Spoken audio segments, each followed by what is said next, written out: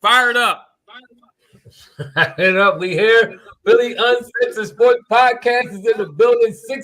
Sixers, and more Sixers. I told y'all we was gonna get that number 1 seed, and then looky here, we about to get that number 1. It feels good to be back. And all that stuff. Remember what I said. No, in all honesty, it's a great victory tonight. I could go on and on how good I do hear a little bit of an echo. It comes and goes. Do you still hear it? I don't hear it no more. Yeah, Tim, you got to stop with the goofiness. Kelly Oubre led the Sixers. Oh, that's how he. No, actually, Tobias Harris led the Sixers to a victory tonight. He was our leading scorer, and he won. Kelly Oubre? Yeah, I'm gonna change that right now. Yeah, please do. Tobias Harris and Joel Embiid. He had 28. Tobias had 23. Tobias Harris actually is shooting. Oubre shot 61%. Tobias shot 59, 60% field goal this game. Tobias Harris has been shooting incredible for the season so far, Tim. You got to give Tobias Harris his props. Somebody said earlier in the comment section, first of all, what's up, everybody? Phil W, MOTC, Sergeant Bass, everybody in the comment section. It's actually hard to find somebody to hate on tonight's game. The worst player tonight was probably between Pat Bev and Melton. Yeah. They was probably the two. It was definitely Melton. You could probably because Pat Bev was playing some defense. I'll give him that. He actually had a couple nice strips and all that. But for real, this was a great team victory. Everybody stepped up and played well, man. But go ahead. What's y'all thoughts before I? Oh yeah, Melton only got 20 minutes. That's all he needed. He wasn't playing that well. Yeah, Melton is. I told y'all we need to find that 2 guard because Melton ain't it. So he's the weak link. Listen, I told y'all about Cork Miles, man. Give him some minutes. He can be productive. The right coaching, the right system. Sometimes it's all about system for these players. You got to find a system that fits you and fits your style. Cork Miles ran the 4. He played good enough defense. He was busy with his hands. He was active, moving his feet. And after he got that dunk, I said to myself, if Cork Miles get a 3, he gonna hit it. That's all he needed was that dunk to get him started, and it was lights out after that, man. So the ball rotation and Embiid is actively looking for the cutter, and that makes you want to cut. That makes you want to play when you know you ain't just running around for your health. PJ Tucker, he cool with that, but other players they don't want to just run around for their health, man. They want to get that ball. When they cut into the lane, they see Joel trying to find them, and he's actively looking for that, man. That's a step up in Joel's game, man. I like that. Another 7 assists. 7 assists. I actually think Joel has. I think. Oh, go ahead. My bad. Go ahead. I'm done. Now, I actually think Joel has looked for people to cut before, but that was the problem. The system didn't incorporate people cutting. I've seen times when he sit up there and he's looking for people to cut, and then he throws stupid passes looking for the cut. So I mean, I hear what you're saying, but I do think he's been willing to cut. Throw the pass to people. I've seen plenty of times where he tell guys go and this, that, and the other, but he tries to force bad passes. He still had 4 turnovers a day. So, but that being said, I do think that this system, I do think Nick Nurse has a system where he develops where guys are actually designed to cut. Like, because I mean, I always thought that even when we had Ben Simmons should have been more of a cutter when Embiid. I always said I thought Embiid should be at the top of the key and let guys cut down when he's being triple teamed and stuff like that. So. But that being said, this is what we said we wanted, right? We wanted other guys to be able to step up. So Embiid don't got to score 30 every night. Maxey don't got to score 30 every night. And we got Tobias and Oubre, 2 guys that I did say I think that's 2 guys that can put up baskets. What? Great. I did say that. I said that a couple of days when we were talking about something we wanted guys. I said, why can't that be Oubre and Toby? We know Oubre averaged 22 points a game last year, and then Toby at times he's averaged 19 or something like that. When he was with the Clippers, he averaged 20-something, a young 20-something. And I do looks like to me the coach is pushing for Tobias to be more aggressive. It ain't just you, Maxey, and Embiid. Y'all do everything. He's pushing for other guys to step up and be aggressive, and he's not. Somebody a little static. It is a little bit echo, but it is not. To me, Doc, and I think we've all said that except for Tim. Doc would be more of he didn't want guys to try to do nothing. It was just like fall back and play your role. Whereas though it seems as though Nick Nick Nurse likes everybody to be involved in the offense. Can I go ahead, Tim? Hate on Toby. All right. I just want to reach out the definition of fool's gold. Okay. Fool's Go ahead. gold is a brassy Ben Simmons. Is yellow it a picture of Ben Simmons next to it? It's a brassy yellow mineral that can be mistaken for gold. That's what fool's gold is. Because that's what you're looking at right now in the Philadelphia 76ers. Woohoo. This is, first of all, Korkmaz had a 17-point game last year, and that's it. Korkmaz can play a little bit. Korkmaz can play. He's a decent player. He's not a player. Korkmaz can't play. And we've seen he can play better than PJ Tucker that you love so much. Did you not see him play? Did you not see him in the international games? We've been here before where we all got excited about Korkmaz and we saw, okay, this is what he's doing, and we all been disappointed each and every year. So it's no different. But y'all got right now, what you need to do is just take a deep breath, understand. And some things I like Tobias Harris, I'm gonna give him his props. He played very well today. He hit them shots. He was looking to make his own shots, create. He did the whole nine. I was happy with the results of Tobias today. No shade, no hate whatsoever. Okay. Joel Embiid is straight up a goofy guy. And for some reason, he gets more goofy when he plays the Toronto Raptors. I don't know if this is. They hack him. They whack and hack. They tripping him. You see Siakam stuck his leg out and tripped him. They do goofy stuff to make him. This is the second game in a row they try to do a no-look pass and flying the ball all over the place. Stop. He's getting creative. No, it's getting dumb. Listen, he had 7 assists. 13 rebounds, 28 points. Yo, X-Man, what are you talking about? Stop hating on Tobias. I just gave him his props. Tim, it was a backhanded. It was a Wayne-like. I didn't. It was a Wayne-like props on Jalen Hurts. You know how Wayne give Jalen. That's what we gonna call it. Wayne. We gonna call it Wayne like. We knew it was in your heart. We heard what came out your mouth, but we know what's in your heart. And you can't say Tobias because you just started off saying Tobias is fool's gold. We just came out saying he's fool's gold. So what should we do from that? Korkmaz is fool's gold. All right, look, I agree with Ethan. Cork is a decent player. I like what I've seen from a lot of our players. The young boy Springer got bunnies too. He get up, he hustle, he go for them rebounds. I love the young energy. This is why, again, and Phil, we are going to blame Doc, but this is why, again, you got to play them young players. And I like how Nurse is playing him early. You don't see him that much late when the game gets tight. He put the balls in there, but he plays them early enough to get some in-game reps. It's nothing that can simulate real live action except real live action. So he getting the dudes in there that need to be in there, and you're going to see some results later on throughout the season. They're going to get better and better. I'm like when I see people actually look pretty good tonight too. He finally didn't look as uncoordinated and goofy. He looked a little bit more put together tonight, and he did good. Yeah. And listen, Phil, everybody, including Phil, that want to say Embiid need to get in the post more. That's not the NBA now.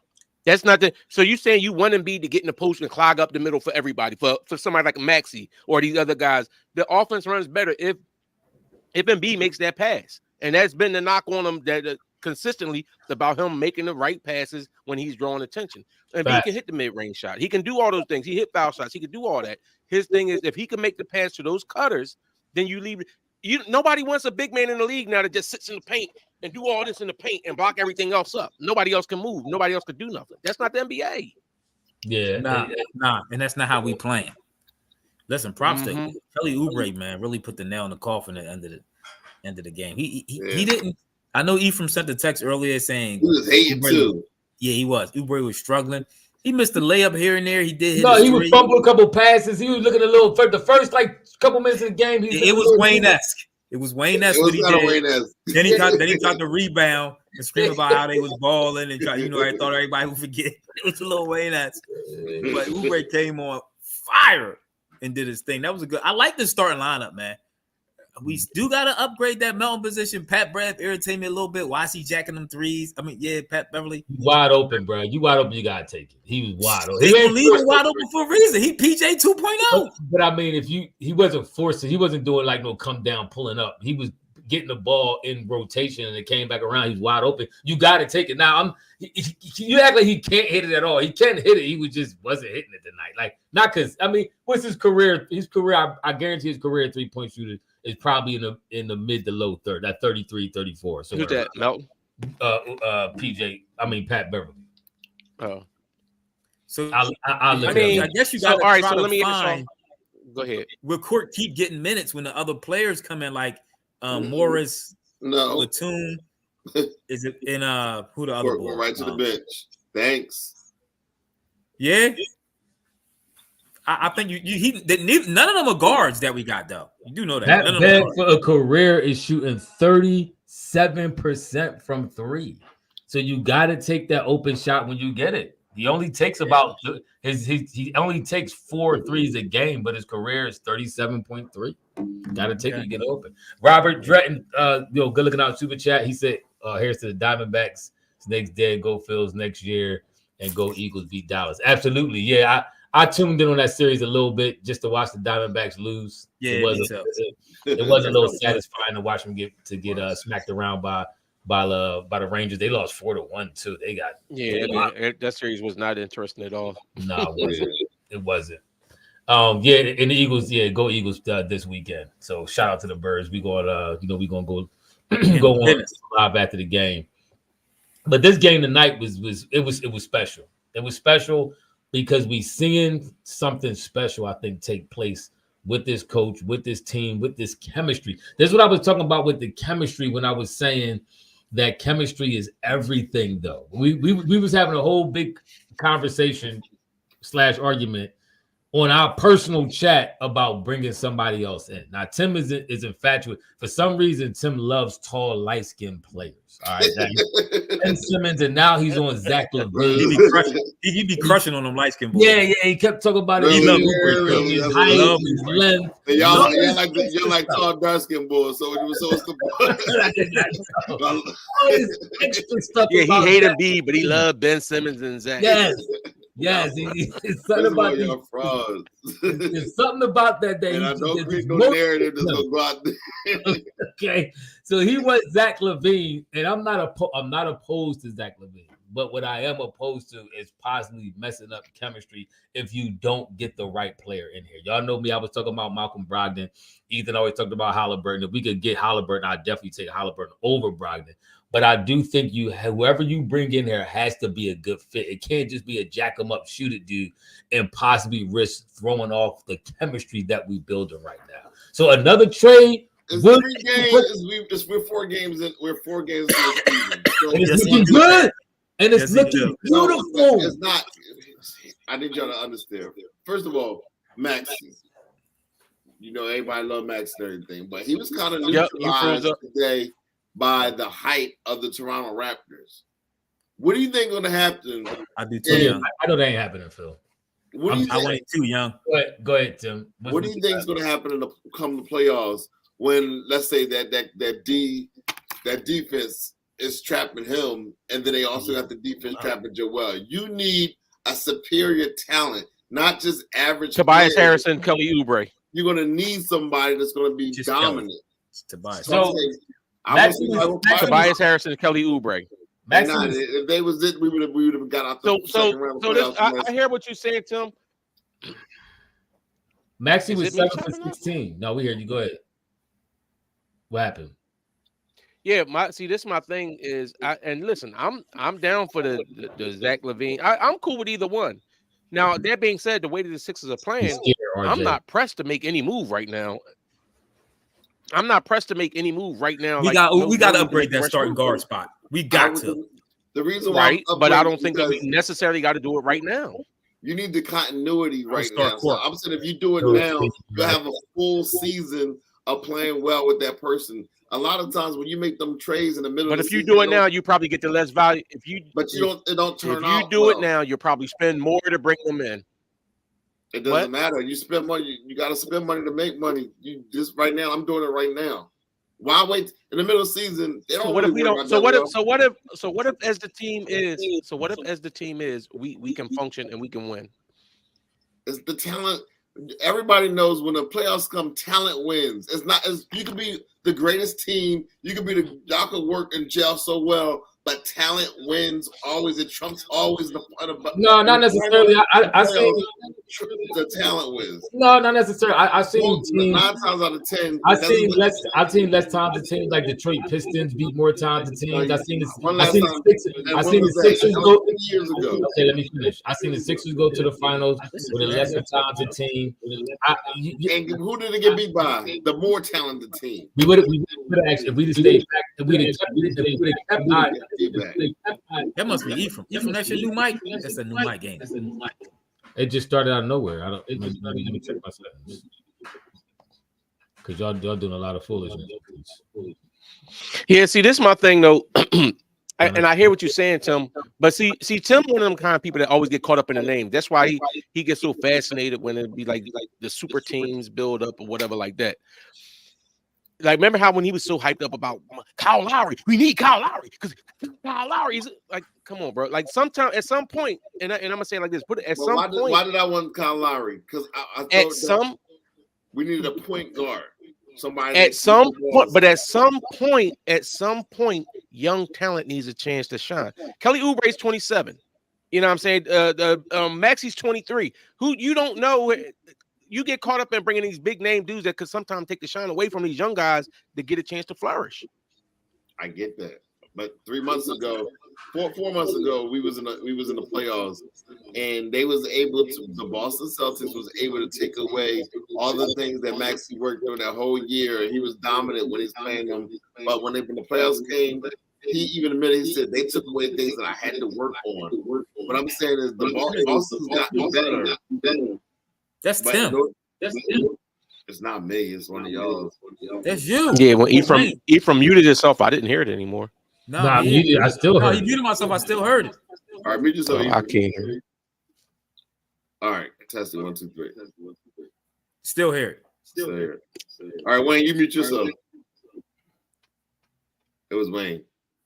Is it Wayne? Ephraim, unmute yourself. Hello, can y'all hear me? Yeah, that's Wayne. It's Wayne. Yeah, he got the shutter going on and all other crazy stuff. He do.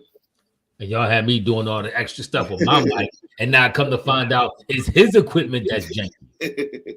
Yeah. No, is it still loud? Is it still doing it? There you still go. Doing it? You good. Oh, that's because during my speaker, y'all was yelling Ephraim with that super loud coming like, I'm gonna crank it up so loud that everybody can hear me. Why you got an extra speaker next to you? It's still a little echo. So I can hear clear. It's still a slight echo. Put your earphones in. Right. Yes, that's upstairs. That's that slight speaker he got. And that Walmart speaker and equipment. I mean, but we work within our budget. You know what I'm saying? But exactly. We gonna say that for another. We need some super chats for Wayne. A personal super chat so he can get his equipment up, y'all. So just keep that in mind. My equipment is up. My equipment stay up. Pause. Yeah. Whoa. How about now? Is it still echoing? No, we good. Yep. But no, we're going back. Like I will say about Toronto, because we always talk about our team, but just the boy Scotty Barnes I see growth in his game from the 2 years ago when we first played him. He actually got a little jump shot and everything. Toronto got a nice little squad. They feisty. They're okay. They just spent that OG. I'm not sold on him. But they just beat your chance. Yeah, Ethan, your paper champions in Milwaukee, the team that I personally. Who said anything about them being champs? I said the Sixers was going to finish first in the division. No. When Dame went to Milwaukee, y'all said that that Milwaukee Bucks was going to win the championship. I came out opening night, and what did I say? I said Milwaukee. Oh, what did we say? I said Giannis can't shoot, and I said Dame is on the downside of his career. And so far, I've been right. And we're going to see how far this goes throughout the season. That's all I'm saying. That's what I stop hating. It was on default speaker instead of the regular speaker. Real quick, I know Queese brought it up earlier. Did y'all hear Harden say he is the system? Did y'all hear that? Again, I know the Clippers got to be like, here he go. Dame do look sus so far, X-Man, and I told this with me and Wayne.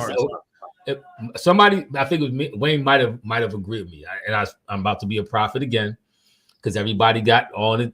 Y'all said Ethan and Tim said the Clippers won the trade.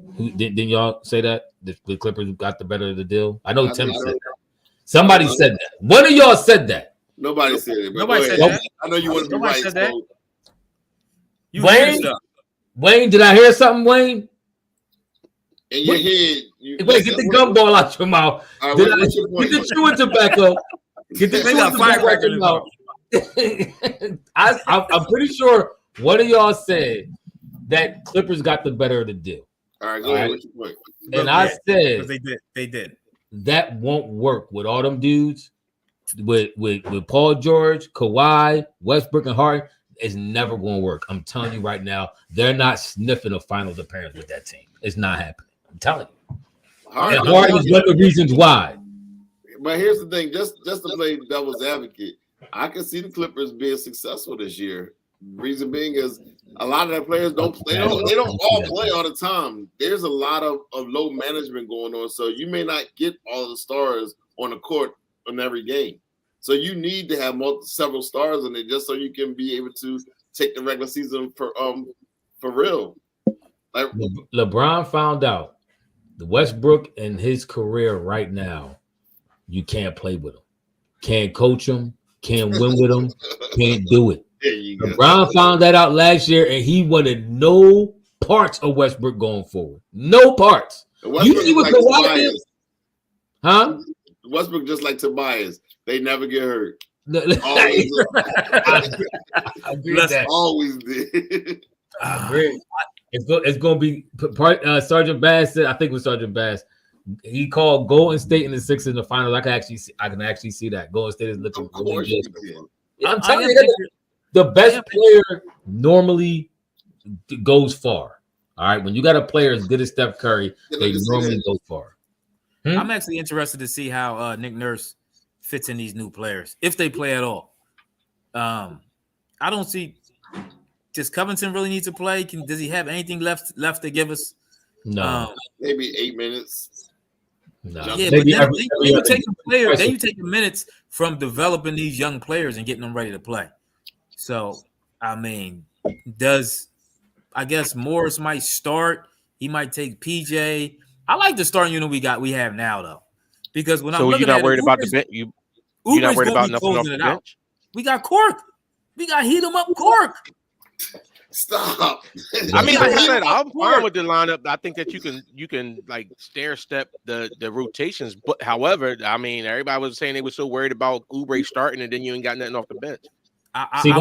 Cork is going to take Cork is going. If Cork keep playing like this, he's going to take shape. You're not going to respect this podcast. One game though. He didn't lose shape. He didn't lose all respect for our commentary. I keep mentioning, and I keep forgetting we got him. KJ Martin. He actually probably come in and put a little work in too, coming off the bench. We actually got a pretty deep squad. Nick Nurse Martin can't shoot at all.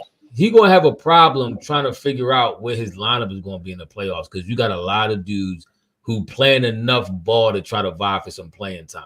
So what's our bench? Is our bench going to be? I like Cork because Cork does have an I know Tim always say this, so Tim should be agreeing with this. Cork is 6'7". He does give you some height so he can get his shot off. Even if a defender's playing good, he can get his shot off over defenders, and he can also give you a little bit of a problem, at least when them loose balls actively rebounds, because he has that height. I like Cork. My father-in-law, shout out to Pop, he liked Cork too. He think Cork should be getting a little bit of clout. No, listen, did Cork not? Cork got in for the first time. What I'm impressed with Cork, this is the first time he's got legitimate burn all year, outside of like a couple seconds of some garbage time, and he stepped up. You can't hate on that. You got to give him props for that. He stepped up, shot well. I kind of agree with X-Man. And listen, I do like Korkmaz as a player. We seen when on the international scene, he was hooping. And even with us, if you remember when Ben Simmons first sat out and wasn't running with us, Cork came in and was running a point, and Cork was like, it was like the first 5 games, and so Cork was hooping. But he fell off the face of the earth. So, I mean, I need to see the consistency from him. But that being said, you're not asking him to be your starter and your star player either. How old is Court? So I think the Sixers are deep enough where though you don't have to have it. You can He's still have young. different players step up every game. So Court only 26. Yeah, that 25, 26. Yeah, he came over here when he was like 19. Remember when the Sixers had drafted him and thought that he was going to stay overseas for a couple years. And he was like, "Nope, I'm out." Yeah, he came like, I'm here. He came right over. But that's what I'm saying. He's still a young player. Like, listen, bro, Give him some burn. Yeah, that's all you can do is see what he does with his time. He stepped right in at a moment's notice. He hooped out. Let's see if he continue to do it. I'm not opposed to giving Cork some legitimate playing. I am opposed. That being said, he should get wide open looks with this team, though. Y'all wouldn't rather have Marcus Morris as the starter instead of I would. Instead of who? If he knows the system, I would have Marcus Morris as the starter. Instead of who? A power forward position instead of Kelly Oubre. And have Oubre as being that 6th man, but Oubre still get the minutes down the What you about to call him? O'Brien? You got to Oubre. Jacking up his name. I would have him coming off the bench because that's a lot of points off the bench. We don't have a deep bench. We got Court, who can probably give you 10 a night. We don't got a deep offensive firepower off the bench, but when you have the starting firepower we have, do Boston got a deep firepower off their bench? Who's off their bench? They don't have no bench. Hey, Brandon. Yeah, but the thing we look at with Boston is their starting lineup. They got buckets in the starting lineup. But Brandon, my thing is to see I can't trap a player. You freezing a bull in time. But like what you doing, you going back and you saying, yo, you ain't see the goofy stuff the Bull did over the last 5 years. He's a young player who plays basketball every day. He's eventually going to get better. And you obviously, and not obviously, but this game he showed he possibly could be better. All we saying is keep playing him, give him some more time. See what he could do. Listen, the worst thing at worst. Right now, Cork has no real value to nobody. So either you may see if he has value, you might be able to drum up his value to possibly add some value in a trade, or you might see, yo, this boy legitimately can ball off our bench, and you keep him on the bench. Don't freeze the ball in time from something he did 5 years ago when he was 22 years old and hold it against him for the rest of his career. That's all I'm saying. The Clippers didn't want him. The Sixers didn't want him. It was like that. Will Smith was like. Why are you still holding on to him and don't want to trade him and don't want to play him? Exactly, because he's gonna be good trade bait because he made like because like Ephraim said, he's young and you still have that. We do get caught up in this, and I've been saying this for the past few years. We get caught up in just because a guy been in the league like 5-6 years and be like, oh, he a bum, this, that, and other. These dudes be coming in the league like 19, 20 years old. They still be kids. That's like Maxey. You look at Maxey only 23. But looking at it, it feels like he like 26. It seemed like he's been in the league forever because we're used to guys used to come in the league when they were in their 20s.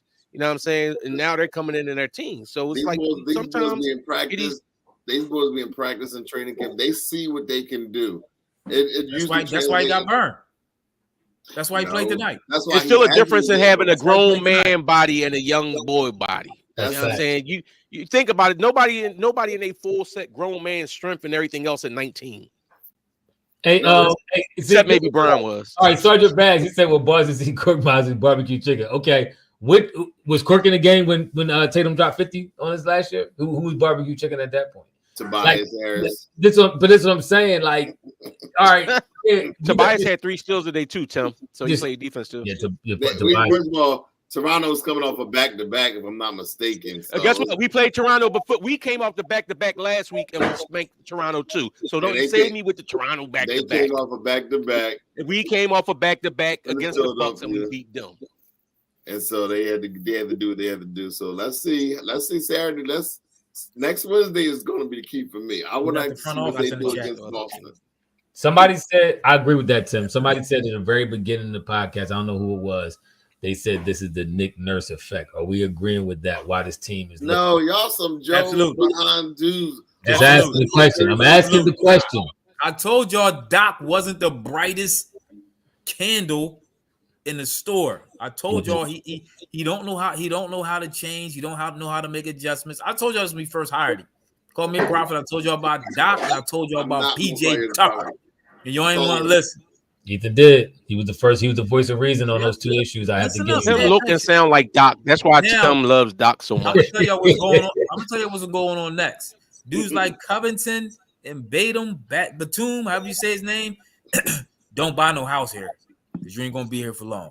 I agree with that. He's gonna package y'all up in a little bit and get y'all out of here to try and improve the team. You said dudes like who? Covington and Nicholas. You don't think that Covington might end up being here just for sentimental value? No. Sentimental value. Don't get comfortable. Yeah, he started when he here with Philly when the process first started.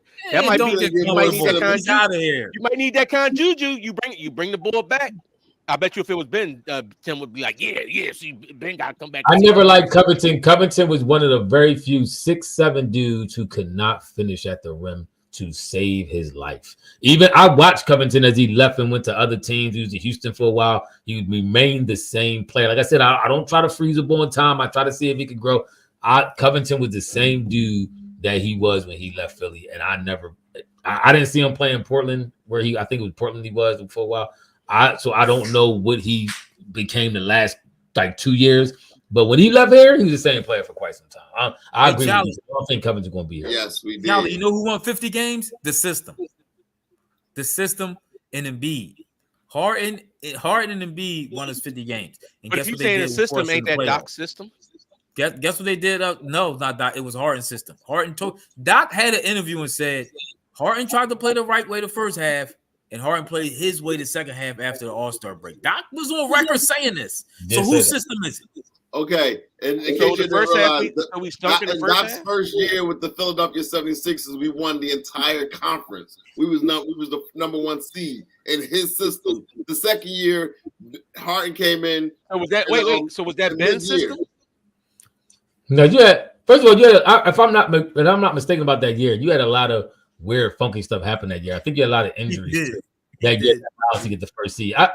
Regardless of all this first seed talk, you making it look worse. And then what happened when everybody got healthy and everybody got right? We got bounced. Embiid had 8 turnovers in a game, and he played terribly. And then like Ethan said, you was forced to you was fraudulently coaching Ben.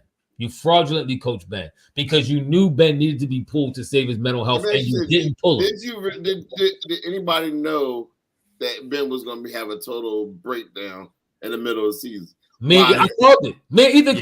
Listen. No, y'all didn't. No. Let's move on. Listen, when he started shooting, when he's breaking free throws, and everybody, even all the press kept saying, like, don't you think you should pull him? And Doc kept saying, no. I mean, he's a player. He's going to play this, then the third. People like, yo, in the crucial part of the game, they're doing a hacker Ben, sending him to the line, and he's missing. It was completely deteriorating this dude's confidence and mental health, and that's why, in the blink of an eye, in the middle of a playoff series, he wigged out. You ain't never seen nothing like that before, and you can thank your coach for that because your coach is there to protect the players, and he didn't do it. So moving on, the Nick Nurse effect is in full effect. I'm happy to see it. I know Tim's gonna keep up with Doc. If you miss Doc, he's on ESPN. Y'all want to Tuesday, Wednesday, Thursday. Tuesday, Wednesday, Thursday. Nick Foles, Tuesday, Wednesday, Thursday. And Nick Nurse got their own statues outside of the stadiums right now because that's what y'all saying after 4 games. Yep. No, they still got to show it. But I don't think that there's no doubt. First of all, like you're right, it's only 4 games in, but 4 games in, the Sixers look like this system fits their personnel. And they look like so who's to say further into the season that they're not going to get even better with this system? They're still new to them. And Embiid didn't even play in the preseason. Embiid didn't even play in the preseason. Let me ask you this. If this Maxey right here, if we had that Maxey 2 years ago when we was in the finals, do we beat what finals? That second round of playoffs. Do we beat? Oh, against Atlanta? Oh, we would have spanked them. It wouldn't even been close. Exactly. So is it the system or are the players just better than they were? No, we had this baby Maxey. Remember. Let's go back. No. Answer the question. No. The same Maxey that you got today. You had him 2 years ago. Maxey dropped 25. Maxey dropped 25 in Game 6 when Ben got in foul trouble. I'm not talking about that one game. Because the next game he failed to play him. When you knew Ben was mentally compromised, you felt him as coaching. Bro, come on. Yeah, it's no cable for Doc. Doc got 5 for a reason. You're looking at now a 4 year. Okay. Ask Paul George about Doc. And tell me what he said too. Another Hall of Fame. Paul George done in the league at What did Doc done without 3 Hall of Fame players on one team? So you saying if you got Hall of Fame players, you can't be successful? That means that you garbage. I'm saying, what has he done without that? 3 Hall of Fame. I mean, players. Doc has lost more against 7 games. Doc has lost more 3-1 leads than anybody else in history. Then ask Phil Jackson what you do without 3 Hall of Fame players. He only didn't have 3. He had 2. He had 3. He had Shaq and Kobe. And Dennis Rodman. And who was the 3? Okay, wait, Tim. So who was the 3 Hall of Fame players that he had on when Kobe won after Shaq left? Paul Gasol, Kobe. Look at who Lamar? Listen, man. Listen, we see what Nick. Listen, first of all, I like Nick Nurse's system. I told y'all about this no ball movement system that Doc Rivers had. Yes, the ball, even Embiid is enjoying swinging the ball, man. Like this catches on when you get players. Sometimes the player just passing, just filling that ball, passing that ball around, makes you want to play, keeps you engaged in the game. So listen, I like the system. I don't know what you've seen that you don't like. You like that dribble, step back hard and crap. I told you that's terrible. I didn't like the system. It is terrible for the playoffs. Y'all haven't heard me say I don't like the system. What I'm saying is I'm just not going to annoy him after 4 games and say, okay, now we're about to win everything. No, what we do right now. Eye test. If you go, first of all, you don't want to game one. He has coached and won the finals in the last 5 years. When's the last time? Kawhi won that finals, and he first of all, okay, not Kawhi won it. The last 5 but, years. But when Doc won it, it was all Doc. Okay, but that's neither here nor there. You're the one who said we were going to be number 1 seed. So what did you base that off of? Talent. So now we're the most talented team in the East. I believe that Maxi's gotten a whole lot better. I also believe that Doc got Embiid to an MVP last year. And I believe that, and I still believe that. Okay. Inside the Garden, he said, will Maxey struggle against Boston because of the length and tall players? That's a question that Tim is asking. What do y'all think about that? Thank you. That was a good question. Hey, say again? He said, well, do you think Maxey will struggle against Boston? Will Maxey struggle against Boston because of that length and tall? So y'all saying we need to be number 1 and number 2? Hold on. The question that you asked, this is how I feel about it. I feel as though they have enough talent around them that if they do, you have other guys that can score. I believe if you give Oubre and Tobias wide open shots, they can shoot and hit them. You know what I'm saying? If you double team Maxey and you double team B, whereas though last year, that was the whole problem when we lost against Boston because we kept putting PJ out there and they wasn't worried about it. And then before that, we had Ben Simmons. Nobody was worried about Ben shooting. So you always was 5-on-4 or 4-on-5 on offense. Now you actually have guys in place that can shoot and hit shots, whereas though you can't just leave them completely and go double team and triple team Maxey and B. So when I came back and I showed you all the times where PJ Tucker only played like 18 and 19 minutes in a game. That's 19 minutes too many. So when Doc kept substituting them out and having other people come in and they was bricking and missing everything. So who was he bringing in for him? But was it Oubre? Was he bringing Oubre in for him? Y'all keep saying this narrative that, we played PJ so much. Oh, PJ played all these. PJ should have never started for this team. You start the team off in a hole with him starting as your power forward. That's not true because in that last day, I'm not even arguing that no more. In that game 7, we was up 9 at the end of the first quarter. Every year is an excuse. He had 3 years here. He never accomplished the task. We got bounced the second round every year. Your argument is a moot point. Every point you make is an excuse. Why? So what did we do before he got here then? Yes, and he was supposed to be the guy who took us to the next level, and he didn't. He didn't take us nowhere further than we got. Yeah, Brett Brown got us to the second round. He didn't take us nowhere further than we got. That's the point. So what's the common denominator? What's the common denominator? The common denominator was coaching. Coaching was bad. Coaching was bad. You admitted that the coaching with Brett Brown is bad, and the coaching was still bad. It wasn't enough to get us over the hump. The coach was. But you know what's funny though? You know what's funny? We ain't no 4 seed. We ain't no 4 You know what's funny is everybody wanted to rip Embiid when Embiid said, "Me and Harden can't do it by ourselves." Whereas though basically this is what he's saying. I don't think that he was just trying to blame everybody else. He's saying like what we saying now. You need more players around than just 2-star players doing everything. You can't rely on that. You need a team to win. You need a team to win in this NBA because you have so many teams that's talented in their roster. You need more than just two dominant players. And to Ethan's point, they always talk about like moving the ball around. You can't just have these two ball dominant people and then like expect everybody to be engaged in the game. Everybody looks engaged right now. Everybody looks at any point in time they can get the ball and get a shot up. What we're gonna need Josh Harris. Who's the owner of the Sixers? I think it's still Joshua Harris, ain't it? We're gonna need him to pull off another trade like he did that Harden trade. Because Morey didn't do the trade, right? You know the owner did it. Just let everybody know. No, he didn't. Both of the owners, look it up. The owners of the Clippers and the owners did it. They said make the deal happen now. They didn't want to go into the. You're right. They said make the deal happen. Morey didn't do it. Are you telling me Morey was sitting there like this, twiddling his thumbs? The owners told him to make the owners told him to make the deal now. Yes. So he's still the one. He's still the one that's talking about who we gonna send in order. Joshua Harris don't know nothing about basketball. Have you ever not heard Joshua Harris talk? Joshua Harris tell you he don't know nothing about basketball. Neither does Morey. Now he's Morey. What did Morey do? What you mean? What did he do? He put this roster together. Owner stepped in, but I mean, Morey probably did do a lot of facilitating. One thing we know about Morey is slick talking dude. He slick talk hard and to come here in the first place. The two owners, listen, the owners put it together, and all they said was Morey was taking notes of what they wanted to do. Yeah, we're gonna do this. We're gonna do that. Write that down. If you really believe that, then you don't know. Did you get that? Did you get Joshua that? Harris. Secretary. If you ever heard Joshua Harris in the interview, Joshua Harris says he doesn't know anything about. He's a businessman. He's about buying businesses and stuff. He don't know nothing about basketball. Remember, he's the one that thought that Brett Brown was this basketball genius. That's why he had Brett Brown running the team. And Morey the one that thought James Harden could come in here and do something. How much he know? Everybody else told him it ain't gonna work. He took a shot at it. And guess what? And even with that, he got out with no damage done because he still got the team in a position where they can win and have a position for the future.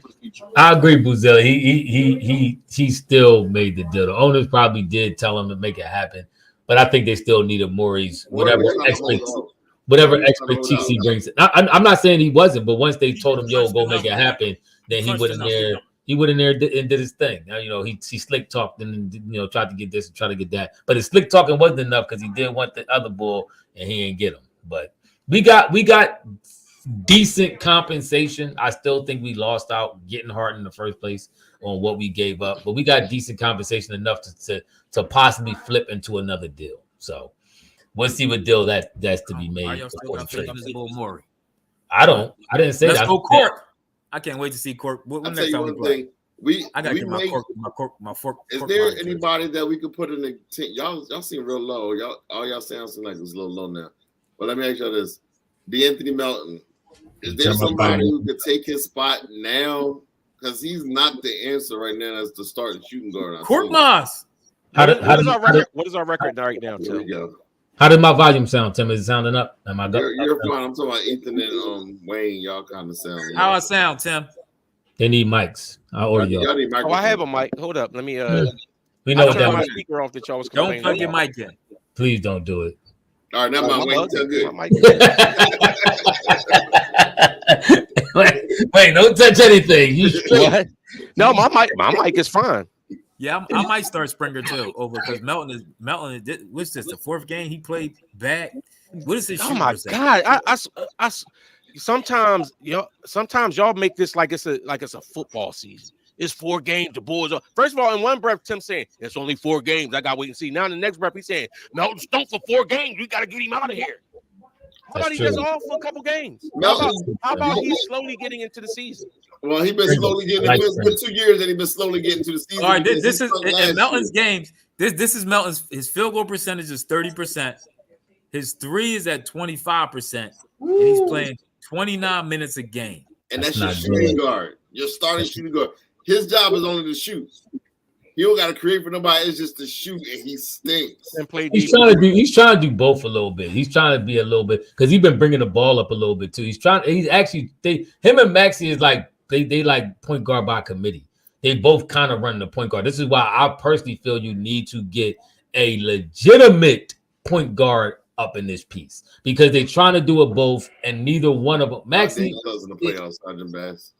Maxey's cool. I mean, but I don't want to see Maxey trying to score and run the point. I don't want to see it. And Melton's not a point guard, so you need to get a point guard in here. But despite that, they're still winning. That's why I said if you get the right piece in here, I think this team can really, really, really contend for a title on a for real tip.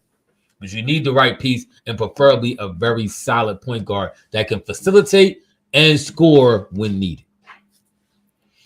That's my who do you suggest? I told you I suggest. I would like to. I mean, the best possible option, I think, realistic option is Brogdon. Because I don't think he wants to stay in Portland. Portland is in a complete rebuild. I think he's 30. He's trying to really play for somebody who is in title contention, and Portland ain't doing that within another 4 years. Is Donovan Mitchell a realistic option? Would you want him? I don't want Donovan Mitchell. Why? Because they tried that with Donovan Mitchell and Garland, it ain't work, and that's why they want. Garland is not Maxey. They're the same player. They're not the same player. The coach ain't Nick Nurse either. Garland is good. Don't sleep on Garland. Is nice. Him and Maxey, Maxey might be a little bit better, but they're still the same. They small. And their centers not Embiid. I know they don't got Embiid to rim protect. You need a point guard. I'm telling you now. Actually, Donovan Mitchell has played the point for Utah times, and he's probably averaged more assists a game than Brogdon. He's not a point guard. Okay. I like Fultz too, Prophet. I would give Fultz in here. Garland is nice, Charlie M. Dwayne hating on Garland, or Tim hating on Garland. I would say no to Donovan Mitchell. Most of the people in the chat section is also saying no to Donovan Mitchell. Solving the race problem. I gotta abbreviate that name. Donovan Mitchell is averaging 4.5 rebounds, 4.5 assists, and shooting 51%. Say that again. What was he? Say that again. Donovan Mitchell right now is averaging 31 points a game, 5.5 rebounds, 4.5 assists, and shooting at 51%. I'm not saying he's a great player. But this is my point when I said at the very beginning of the show. Chemistry is very important. People think you could just bring in these gunners. How do you know Brogdon all of a sudden going to be a mixture that works for us? Listen, I'm not saying that. I'm saying from what the team looks like, this is what it appears that we need. We don't need necessarily another dude who's just going to come in jacking up shots. Brogdon, for one, has height, so he's probably going to give you a little better advantage defensively. And also, he's more of a traditional point guard. And he's also slower. All right. Well, okay, listen. Boston tried this, but the same thing y'all tried. Boston tried this, getting all these scorers and all this kind of stuff like that. And what did Boston eventually do last year? They went and got a point guard because they knew the bull Smart couldn't handle these point guard responsibilities. Even though he could score, even though he could pass, they still couldn't get over the hump because they needed a point guard. You need somebody to facilitate your offense. They got fortunate. They wasn't going after Drew Holiday. He just became available with the Dame trade. They were satisfied with just getting Porzingis. They definitely was. So don't give me they just went out and got him. They didn't go out to get Drew Holiday. They fell into their lap. And they had enough pieces to make Okay, so you're telling me the GM is an idiot then? Because everybody noticed and saw, even Ethan said, but when the first people I heard say this, that they needed a point guard, and this was 2 years ago. Ethan's an idiot. No, I'm just saying he's not even a so-called expert. He called that. He was one of the first people I heard call it, and then quickly after that, I heard Stephen A. Smith talking about it. But this was 2 years in the making. They didn't have a point guard, and they failed every year. They lost in the finals to Golden State. That was one of the reasons. And then they got beaten 7 games in the Eastern Conference Finals. So my point is they needed somebody to give over the hump. They may have fell behind backwards into grabbing up Holiday, but that was the best thing that ever happened to him. That was the best thing that ever happened to him. Smart was not. They would not win the championship with Smart running the point. It wasn't. Sometimes you walk into something, but they was ready to make a move on it. So yeah, and they made a move. But I agree with Tim. I don't think that's what they was out and looking for. They saw that possibility. They saw that there, and they said, "Well, this is a better option." I do agree with that, but it wasn't like they saying we got to get rid of Smart. We got to get somebody else in here. Boston was ready to run it back with that team. Yeah, Smart was already gone. They was ready to run it back with Derek White. Oh yeah, with Brogdon. That's why Brogdon felt hard. Brogdon was hurting his heart when they traded him. He wasn't expecting that. He was. He probably going to start over Smart. Smart was gone. Smart was gone. They had Porzingis there. Oh yeah, that was going to be perfect for him. Then that's what they was going to go with. They was going to go with Brogdon at the starting point guard. Yeah. So you're telling me that what they playing all along to start somebody else at point. Yeah, That's what you're telling me. Brogdon. Yeah, that's my point. So you're telling me all along to Tim was saying no, they just kind of got Holiday off the fault. So whether it was Holiday was Brogdon, they was going to start somebody else at point guard. That's what you're telling me. That's true. They said they was going to run it back. They didn't want to run it back with the same team. They wanted to mix it up. And they did. Yeah, he was going to start somebody else at point guard. That was one of the main changes outside of. They traded Marcus Smart. Yes, to start somebody else at point guard. Okay, that's my point. They didn't have a put. They didn't. Now, somebody younger said go after the point guard that they got rid of. I'm sorry. You want to go after the point guard they got rid of? They got rid of him for a better point guard. But so you want to get a lesser point guard? So who? Okay, so who? So confusing himself right now. They got rid of the point guard. You want the point guard that they got rid of? That they got rid of. If I could get Drew Holiday, I'd have got Drew Holiday. He's a better point guard. They got the better one, but at the same time, it don't mean he won't be a better fit for us either. It don't mean that he's going to be a better fit for us. All right, here's my point. This is the point that I've been. Just like Minnesota got rid of Wiggins. When I say Minnesota got rid of Wiggins, the Wiggins ended up winning the championship with Golden State. When I say this is the point I want to make, everybody was trying to say he was washed. Go ahead. What I'm saying is, if let's say something happened to Maxey during a year where he missed some time or he's not available in the playoffs, Malik Monk, you still got your Embiid. What I'm saying is, if we get that star type player that can still run, that we still have a chance to win, even if Maxey go down. I'm not sure that Brogdon is that person, but I do believe that Zach LaVine and Joel Embiid can still win a title in Philadelphia. So my thing is, give me that star player that if something happens, we still got a shot to win a title. That's the point I'm making. Listen. Okay, everybody thinks you just plug in a score and all of a sudden you're gonna win a championship. It's all about chemistry and the right fit. I hear what you're saying. It sounds good on paper. Many teams have tried that. Just plug a score and you think it's going to work, but you still need a right amount of chemistry to make it happen, and you need people to be in a right spot. That's all I'm saying. And you got that chance. That's why you got the full season. First of all, I think it came out that the Bulls not trading. Not Zach LaVine, so exactly. That's you again? Is Malik Monk available? Somebody mentioned Malik Monk. I like Malik Monk. Somebody got me echoing. I don't hear you echoing. Do you hear him echoing? I don't even have my speaker on. We're gonna do sound checks next time, y'all. We probably Yep. I don't have my speaker on. I don't hear Ethan echoing though. I don't hear him echoing. Maybe mute yourself. No, it's you. If you hear yourself echoing, that's your own janky equipment doing what it's supposed to do. Right. Y'all gonna be on Saturday because we got an early game. It's a 1:00 game. I might. I don't know. What time? 1 o'clock? Yeah. I don't Cutting know. it close. All right, y'all. We're gonna wrap this thing up. But we appreciate the love. Thanks for the support. Don't forget if y'all not subscribed to the channel, make sure y'all subscribe to the channel. It's free. James Eric, thank you.